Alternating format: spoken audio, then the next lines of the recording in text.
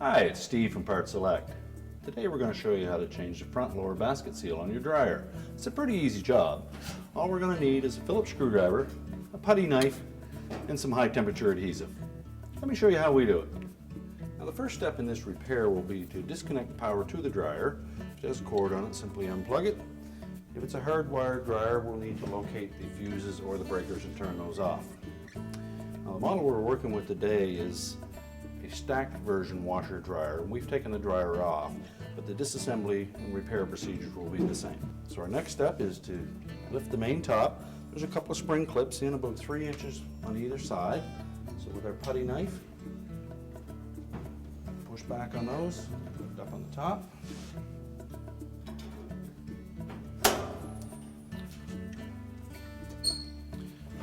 Tilt the top up. We'll disconnect this ground strap. And then we'll lift the main top off of the rear hinges. Next, we'll disconnect 2 wire harnesses. That will allow us to remove the front panel. There are 2 Phillips screws. They're located in about this position. 1 on each side. So we'll remove those.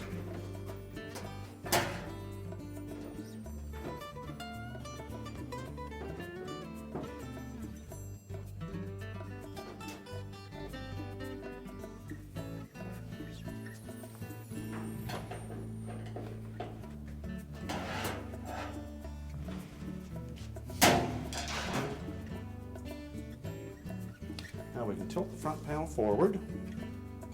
You'll have the weight of the drum pressing on it, so you may have to lift that up a bit to get it out. Tilt it down far enough that you can disengage the bottom of the panel from 2 clips on the base frame. And now we're ready to replace the felt. Now with the dryer front off, we now have access to that lower felt seal. You'll take note that there is a beveled edge on the one side of that seal that will face towards the drum. So make sure that when we put our replacement on that we get it properly positioned. Just simply grasp a portion of the old seal, peel it off.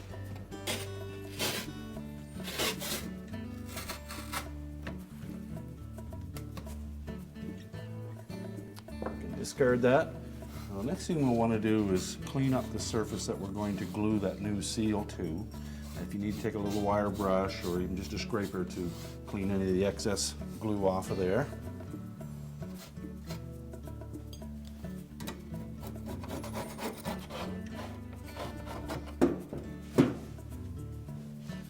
Once we've removed all of the old debris, we'll take our new felt and just do a dry fit on it.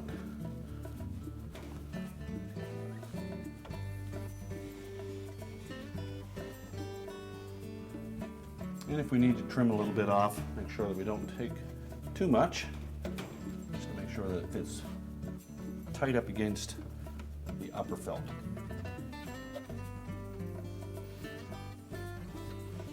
And you can trim off any excess with a razor knife. Now our next step will be to apply a little bit of the high temperature adhesive, just a bead of it, perhaps 2 beads of it all the way around the perimeter.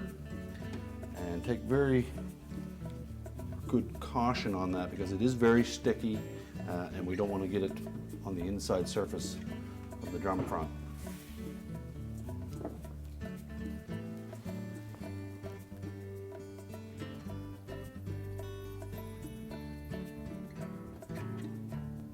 Now continue with the adhesive all the way around. Make a last minute check to make sure you haven't missed any spots. And then we're ready to put the felt on. And we'll take our felt, butt one end of it up against the upper felt. Make sure that we keep it even all the way around.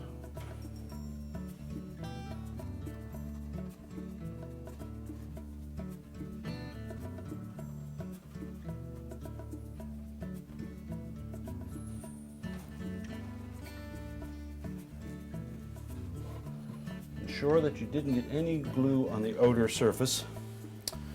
And now we should let that set for, oh, at least 8 hours until it's set up good and firmly, and then we can put the front back on. Now we're ready to put the front panel back on. We'll engage those 2 clips in the bottom, the slots in the bottom of the front panel. There's also some rotating tabs on both sides that we'll need to line up with the cabinet. And as well, we'll have to pick up on the drum a bit to get it up on top of the upper front seal. Now with it in place, we'll replace the 2 Phillips screws.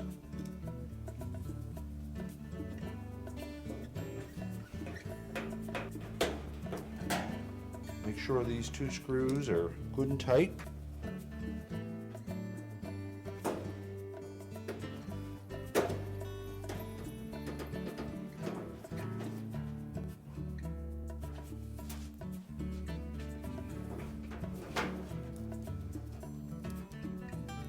Next, we'll reconnect the wire harnesses.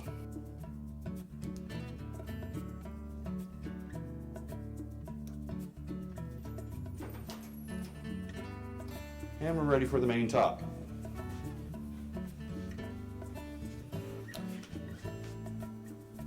Position the hinges with the 2 slots on the top panel.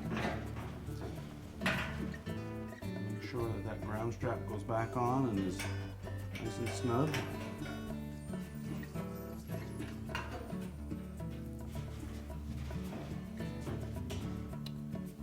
We'll snap the top back down. Reconnect the power, and our repair is complete. Told you it was an easy job. Thanks for watching, and good luck with your repair.